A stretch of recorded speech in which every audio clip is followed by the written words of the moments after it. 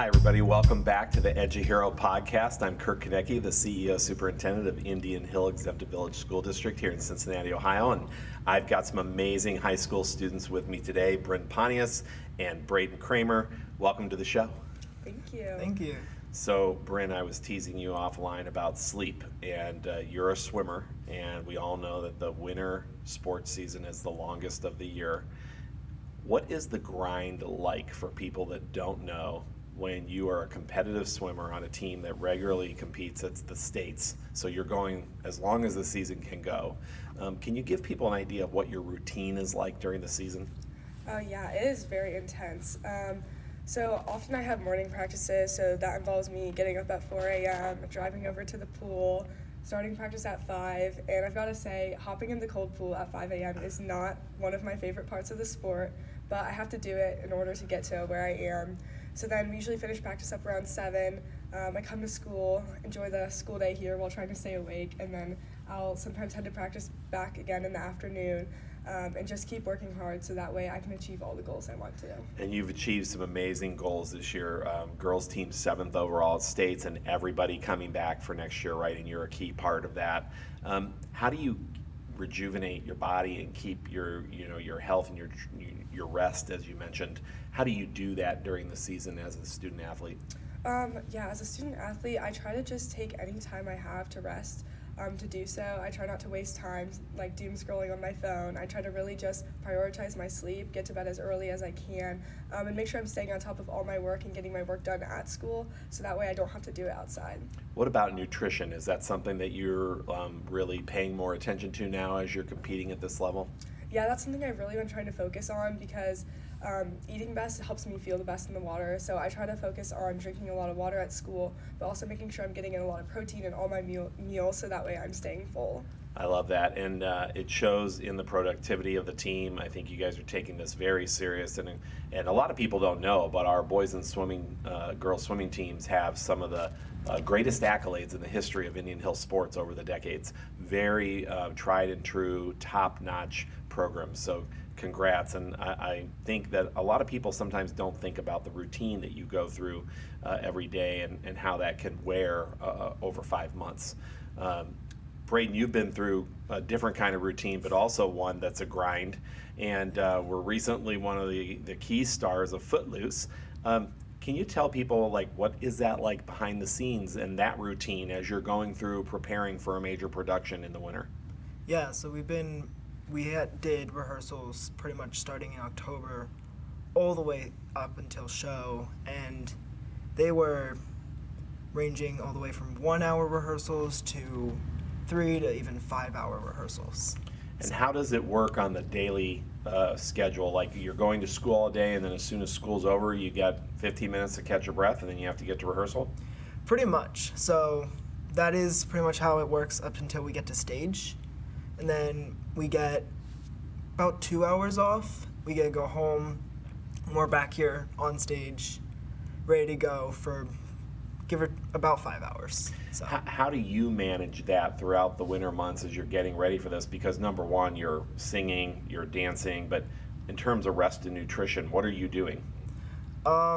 So for me, a lot of water and a lot of snacks. So, because eating is a weird thing during theater, you are snacking a lot whenever you get the chance. Keep that fuel going. So, yeah. And then for sleep, definitely just as soon as I can when I get home. Is there anything that you have to do when you're singing to kind of just be able to keep your throat lubricated, be resting without it getting too swollen? I mean, I think people don't think about these things, but you all are thinking about these things. For me, a lot of water, and then especially like when I get home, I would have like really hot showers. I would steam up a lot just so I could get that heat in and like relax the muscles there. Yeah. So it's important, right? And then when you're done with the show, when you're done with the season, obviously everybody gets a little excited about spring break, but having that mental and emotional break from what you're doing probably also really important to kind of refocus. So Brynne, you had a great season, and then I heard you say you're already thinking ahead, right? So you've had a couple of days. What are the goals for you next? With Indian Hill Swimming, I would love to break some of the school records. My goal is 100 fly. I see that record, I really want to go for it, and same with 50 freestyle. This year, I've had so many great swims, and I really just want to keep improving in the future. And I'd like us to place a little bit higher at state next year, maybe get some relays in top 3. Individually, I'd like to qualify for A finals next year so I can bring points to the team, and I'm really looking forward to it.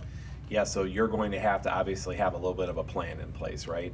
And as you move forward and you're trying to reach a particular record, how much time do you have to spend in the pool between now and next season to prepare for the season? I mean, a lot of time. We really don't get that much break as swimmers, so I club swim, so I will be continuing to keep practicing all the way through state next year. And I'm gonna have to spend a lot of time in the pool, and I just try not to think about that. I take it day by day, practice by practice, and yeah. I think that's a great way to reach your goals, right? Is stack small wins, break the bigger goal down into smaller goals, and make sure that you feel good about those small wins each time, each step of the way. That's a great approach that you're taking. And Bradan, I would guess that you kind of take that approach as well when you're building into a show. So you played an unforgettable character. Tell us about what it was like and the character that you took on and how you prepared. Yeah, so for Willard, the biggest thing was getting that accent right. So for rehearsals, I spent a lot of time working on that accent, trying to get it right and keeping it consistent. And then another thing was, because Willard is so big with his emotions, I needed to figure out what he needed at every moment, where he needed to be over the top happy, where he needed to be super concerned for a friend. So how did you measure your progress along the way so that you felt good about it? Whenever we got notes that our director, Aaron Russell, said, hey, you did good, that was when I'm like, okay, that's solidified, keep that. If something didn't get said it was good, I kept playing with it until I was either told it's good or, hey, we didn't like that, go back. So definitely some reinforcement and praise matters, and along the way that was giving you a cue. Yeah. Now, Brynne, people who haven't been to a swim meet, they don't realize sometimes how much praise and reinforcement is happening and how loud it gets as people are literally trying to scream into the water. But it also matters, right? So how important is that feedback to you throughout the season? That feedback's really important to me. I mean, whether it's feedback from my coaches or the crowd. Coach Matt's always giving me great tips on my races and how I need to improve to get better. And then I would say being at state was one of the craziest swimming experiences of my life. I mean, shout out to the Indian Hill parents who waited outside for about 5 hours in the cold trying to get good seats, and then all the other parents were there. I mean, the stands were full. The arena is massive, and there's just so many parents, and the crowd noise was crazy, especially during relays. And that just feedback's really important. It just makes you feel appreciated. Yeah, when you spend a couple days in Canton, it's really unique, right? And that's a great feeling. And hearing that noise is really truly unique. And I think, Bradan, like whenever I get to come to a show and see our students perform in our amazing Sue Harder Memorial Performing Arts Center and see that stage that so many amazing, talented people have been on over the decades now, how do you respond to the crowd?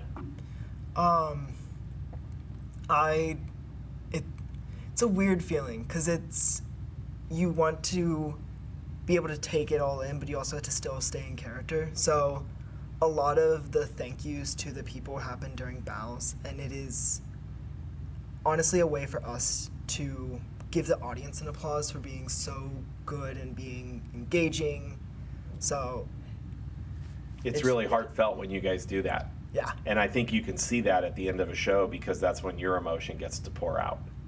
Yeah. You're also a very caring person when it comes to animals, and you volunteer at the Cincinnati Zoo. Tell us what that's about. Yeah, so I am a member of the Zoo Team program. So I've done it. This will be my 5th summer and final summer. But we have worked with mainly people, and we try to get zoo guests engaged with conservation and being more mindful of their actions and how that plays to the environment. What's a typical shift look like for you when you're there volunteering? Yeah, so we start with roll call. So we'll get everyone's names, and we always ask like a fun question, like, if you were a plant, what would you be? And so you get a lot of heated debates, or like, or you get like, oh, I like that answer. So, and then you go out to habitat. So every hour, on a 4-hour shift, you rotate habitats. So I could have bald eagle, Cat Canyon, and then our pollinator station, which is down by insect. So I could have that one day, or. And you're getting to learn kind of behind the scenes what's going on in all these habitats. Pretty cool. Yeah. Brynne, when you think about service and service learning and volunteerism, we've been working a lot on leadership here in our school district, K through 12. What's it look like for you, and how do you try to approach that so that you feel like you're giving back or learning about how to help your community? I always try to be a leader, leading by example, but also sometimes at my practices, we do peer practices with younger kids, and I try to just use my Indian Hill leadership knowledge from what I've learned to help these younger kids and just mold them into the person that they can be. As an 8th grader, I was in the Navigator program, and that was a lot of fun getting to lead these 6th graders through middle school, because middle school is a hard experience. Yeah, and Navigators is one of those unique opportunities, right, for students who want to get involved, just like our new Student Ambassador program, where students really get to be at the forefront to role model what we're doing. When you guys think about your experiences prior to high school, is there something that really stands out to you, Bradan, about Indian Hill, where you're like, boy, that's something I'm always going to remember. It was just an amazing experience I got to have here. Definitely our theater department is so incredible. We get an incredible production team. We also have incredible cast and crew. So, but even then, like, teachers, their time and commitment to every single student is so incredible. Is there one that you would point to that's just had an influence on you as a leader that you say, boy, I've always looked up to that person? I have 2, actually. Great. Mrs. Schertz and then Mrs. Mankey have both helped me to find like my leadership style, but also helped me like build the confidence, like if I need it, ask for help. So always ask for help, right? That's a good advice, yeah. And it's great that you have 2 that you can point to immediately. Brynne, when you think about that, I know you've worked with a lot of coaches and a lot of different people, but are there teachers that stood out prior to high school that just had a real impact on you? I think all of the teachers I've had throughout the course of Indian Hill have they just are so dedicated. From my kindergarten teacher, Mrs. Litchie, who made me the person I am She's today. one of the best. To some of my current teachers, like Mrs. Campbell, they just really care about us as people and students, and so they want to make sure we're learning, but also make sure we're developing as people. Oh, I love hearing that. And I kind of started with this idea of an experience. When you think back to your middle school days, like, what was that experience that you thought, boy, that was fun, or that was special, I'll never forget it? There were so many. I feel like I've just gotten so many great opportunities, but I would say launch class. Mr. Bell was my launch teacher, and I created a podcast like this, and that was just a really cool experience, getting to see something that I could do in the future. Yeah, and I think Launch is another great example of some of the programming that happens right in the curriculum, where you really get to do some personalized learning. And we talk about Indian Hill, we want it to be student-centered culture, but it's easier said than done. Bradan, when you think about the things that you get to do academically here, and where that's going to lead you, tell us a little bit about what's next. You know, what is it that you're passionate about, and what is it you love to study, and how is that helping you think about career paths? Yeah, so next year I will be going to Miami, the University of Miami. Love and honor. And I'm dual majoring in zoology and then environmental studies. So Pretty exciting. Yeah, I've known I wanted to work with animals since I was 5. So, and I've been like, how do I get this? How do I do this? And I've slowly worked through, and I also found so many other opportunities even outside of zoos to work with animals. So. And as you think about what courses you've taken here in terms of science, we've got a really amazing science department here at the high school. Is there any one course or teacher that just was challenging, even though you knew you could succeed, but is there one that you thought, boy, that was a rigorous course? tested me. Yeah, actually right now, AP Bio is probably my hardest because it's so much of microbiology, and that's really not my strong suit when it comes to like the scientific field. So, but it has made me rethink like how I learn things and then how I can take that and use it in other ways. Love hearing that. Yeah, and I think sometimes, right, we see this list of all the AP courses that are offered in a high school like Indian Hill, and it's a comprehensive list, but in specific courses, right, you can really be challenged with your thinking. Brynne, when you think about that as you're going through your high school experience, is there a course that you thought, boy, that's a tough one, but I handled it, but it pushed me? I would say Mr. Dupp's video tech class. That was something I had never done before, never experienced.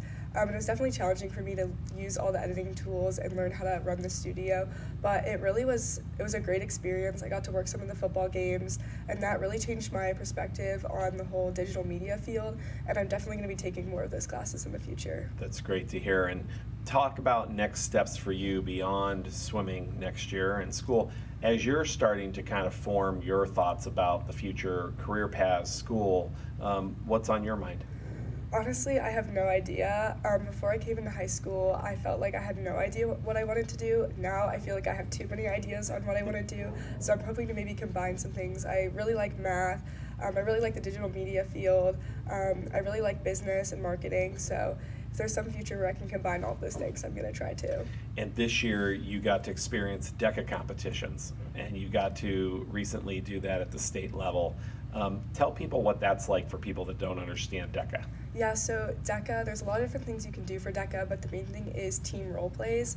You're given a case and you have to kind of solve it, and then you present your presentation in front of the judges, and there's a lot of thinking on your feet, and it's really been a great experience. It's definitely enhanced a lot of my interpersonal skills. Working with a partner has really helped me with collaboration, and then presenting in front of judges has really helped some of my speaking skills, and it really was just a great experience to go to state and be with people who are so like-minded. And hundreds and hundreds of entries and competitors from around the state, right? And then if you advance, there's also international competitions, there's national competitions. It's really a great way to perform and demonstrate your learning. And I think we would be remiss if we didn't finish by talking about true performance and demonstration in Footloose, right? So we were talking off camera a little bit and off the podcast about this, Bradan, but when you're performing and you've got to sing and dance, that's a lot of pressure in front of the public, right? And how do you build your confidence with that over time and when you're approaching such what is an iconic character?